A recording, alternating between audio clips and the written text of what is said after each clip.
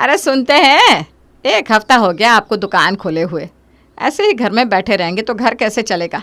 भूखे मरने की नौबत आ जाएगी हम लोगों की। कोई टाटा बिरला नहीं हो कि काम नहीं करोगे तो भी घर में बैठकर खाने को मिलता रहेगा। एक छोटी सी दुकान है, उसे भी खोलते नहीं हो। अरे भाग्यवान, मैं क्या तुम्हारी आंखों में खटकता रहता हूँ हर समय? जब देखो बड़बड़ाती रहती हो मुझे देखकर। अरे पति घर में है, ये देखकर कुछ ढंग का खाने के लिए बना दिया करो, या सिर्फ ताने ही देने आते हैं दिन भर। पति को घर में देख पत्नियां 10 तरह के शौक करती है। एक मेरी पत्नी है, बस हर समय चिड़चिड़ाती रहती है। हाँ, बस खाना और सोना यही तो दिखाई देता है। बस काम करने को मत कहो। अरे लोगों के कपड़े सिल सिल कर मेरी आंखों की रोशनी खत्म हो गई है। पहले पूरा दिन घर का काम करो और फिर उसके बाद आधी आधी रात तक बैठकर लोगों के कपड़े सिलो। क्यों?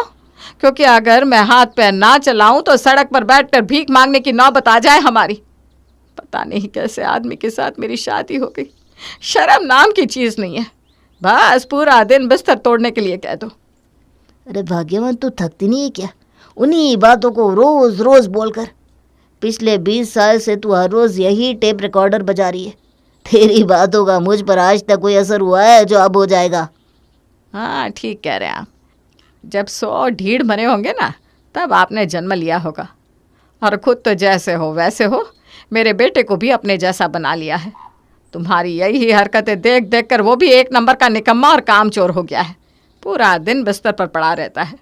इतना बड़ा जवान शरीर हो गया है, हट्टा कट्टा होकर भी बस पूरा दिन 4 पाई पर पड़ा मोबाइल में उंगलियां घिसता रहता है। अरे यही लक्षण रहे तो कल को कौन अपनी बेटी ब्याहेगा इसके साथ? पूरी जिंदगी ऐसे ही फिरता रहेगा, कोई पूछने वाला नहीं मिलेगा।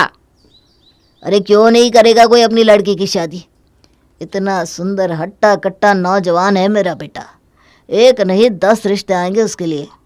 हाँ हाँ, जैसे तुम्हारे साथ शादी करवाकर तुम्हारी माँ ने मेरी ज़िंदगी खराब करी। तुम तो यही चाहते हो ना कि मैं भी तुम्हारे निकम्मे बेटे से शादी करवाकर किसी लड़की की ज़िंदगी खराब कर दूँ। लेकिन मैं तुम्हारी माँ की तरह मूर्ख नहीं हूँ। जब तक ये कोई काम धंधा शुरू नहीं करता, मैं इसकी शादी के लिए किसी से बात नहीं करने वाली। अरे तुम 2 निकम्मों को बैठा कर खिला रही हूँ, इतना ही बहुत है। एक और इंसान का बोझ उठाने की ताकत नहीं है मुझ में। नीना के घर में होने वाली ये एक आम बातचीत थी। मध्यम वर्ग परिवार में जन्म लेने वाली नीना बचपन से ही मेहनती थी। कपड़े सिलने का शौक था, इसलिए 14 साल की उम्र में उसकी माँ ने उसे सिलाई कढ़ाई सिखा दी। वो नहीं जानती थी कि शौक में शुरू किया हुआ ये काम एक दिन उसकी मजबूरी बन जाएगा। नीना की शादी संजय के साथ हुई थी, जिसकी बाजार में कॉपी किताब की एक छोटी सी दुकान थी। खैर नीना को तो उसमें भी संतोष था, लेकिन कौन जानता था कि शादी के बाद उसकी किस्मत के सितारे क्या मोड़ लेने वाले हैं। सुनिए, आपकी छोटी सी दुकान है, जितना आप कमा कर लाते हैं उसमें तो मुश्किल से ही घर चल पाता है। मैंने अपने मायके में सिलाई कढ़ाई सीखी थी। आप कहें तो मैं भी कपड़ों की सिलाई का काम शुरू कर दूं? अरे वाह वाह, ये तो बहुत अच्छी बात कही तूने। अरे जब तेरे अंदर गुण है तो तुझे पूछने की क्या ज़रूरत है? तू ऐसा कर, आज से ही अपना काम शुरू कर दे। इससे अच्छी बात और क्या हो सकती है भला? जब पति संजय ने नीना को कपड़े सिलने की इजाज़त दी तो नीना के पांव जैसे ज़मीन पर नहीं पड़ रहे थे। उसकी खुशी का कोई ठिकाना ही नहीं था। लेकिन शादी के कुछ समय बाद ही उसे समझ में आ गया कि आखिर उसके कमाने पर संजय इतना खुश क्यों था। शादी के 3-4 महीने बाद शौक से शुरू किया हुआ सिलाई का काम अब मेरे लिए एक मजबूरी बन गया है। संजय तो इतना कामचोर और निकम्मा है कि अगर सिलाई का काम ना करूं तो घर चलाना भी मुश्किल हो जाए। अरे भाग्यवान, घर चल रहा है ना, चाहे तेरी कमाई से चले या मेरी, क्या फ़र्क पड़ता है? वैसे भी पति पत्नी के बीच में कोई मेरा तेरा थोड़ी ना होता है। शादी के कुछ साल बाद नीना के घर एक बेटे का जन्म हुआ, जिसका नाम उसने देवांश रखा। पता नहीं इस कामचोर आदमी से शादी करवाकर भगवान ने मुझे मेरे कौन से पापों का फल दिया है। अब तो मेरे जीवन में बस एक ही खुशी है, वो है मेरा बेटा देवांश। बस उसका चेहरा देख कर ही जीने का मन करता है, वरना इस नीरस जीवन में है ही क्या। नीना अपने बेटे देवांश से बहुत प्यार करती थी। बेटे की हर ज़रूरत का ख्याल रखने और उसे अच्छी परवरिश देने के लिए वो दिन रात मेहनत करके कपड़े सिलने लगी, जबकि उसका पति संजय सप्ताह में 1 या 2 दिन ही दुकान खोलता और बाकी दिन घर में पड़ा हुआ ऊँघता रहता।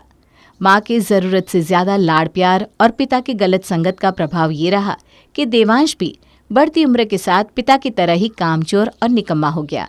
पहले तो नीना उसे बच्चा समझकर उसकी गलत आदतों को इग्नोर करती रही, लेकिन जैसे जैसे देवांश की उम्र बढ़ती गई, नीना को ये समझ में आ गया कि उसने अपने पिता के सारे लक्षण पा लिए हैं।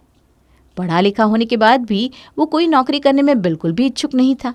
अपना आराम त्याग कर वो काम करना ही नहीं चाहता था। अरे नीना, कहाँ है भाई? आज तेरे लिए एक बहुत बड़ी खबर लेकर आई हूँ। तेरा बेटा है ना देवांश, उसके लिए एक बहुत अच्छा रिश्ता है, तो कहे तो बात चलाऊं? नहीं काकी, अभी मैं देवांश का रिश्ता नहीं करूँगी। अरे वो ढंग से कोई नौकरी करना शुरू करे, उसके बाद बहू लाने के बारे में सोचूं। अभी तो वो अपने पैरों पर ही ठीक से खड़ा नहीं है, तो शादी की बात तो दूर ही है। अरे नीना, हद करती हो तुम भी। लड़का ब्याह लायक हो गया है, और नौकरी का क्या है, जब सर पर जिम्मेदारी पड़ेगी ना तो सुधर जाएगा। अरे अच्छे अच्छे सुधर जाते हैं ब्याह के बाद। बीवी आएगी तो अपने आप लाइन पर आ जाएगा। बीवी के सामने मर्दानगी दिखाने के लिए पहले रुपया कमा कर दिखाना पड़ता है। आप सही कह रही हो, पर क्या काकी वाकई में मेरा बेटा सुधर जाएगा? और नहीं तो क्या। अरे आज तक 200 से ज़्यादा ब्याह करवाए मैंने। देवांश जैसे कितने ही लड़कों को शादी के बाद सुधरते हुए देखा है। अरे तू बिल्कुल चिंता ना कर, अनपढ़ और गंवार सुधर जाते हैं, तेरा बेटा तो फिर भी पढ़ा लिखा है। अच्छा सुन, लड़की का नाम है शेफाली, सरकारी नौकरी करती है लड़की, बस थोड़ी सी ना लंबाई कम है। अरे नहीं नहीं काकी, मेरा दिल नहीं मानता, मैं ये नहीं कर सकती। जब तक देवांश कमाना शुरू नहीं करेगा मैं इसकी शादी की बात नहीं कर सकती। 2 दिन बाद। मेरी आंखों से तो दिखाई देना बहुत ही कम हो गया है। सिलाई का काम अब मुझसे हो नहीं पा रहा। मेरी आंखों की रोशनी जाने को तैयार है, लेकिन इन दोनों बाप बेटों की आंखों में शर्म ही नहीं आ रही।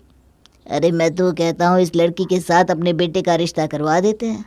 कम से कम ये रात रात भर कपड़े सिलने से तो तुझे मुक्ति मिलेगी।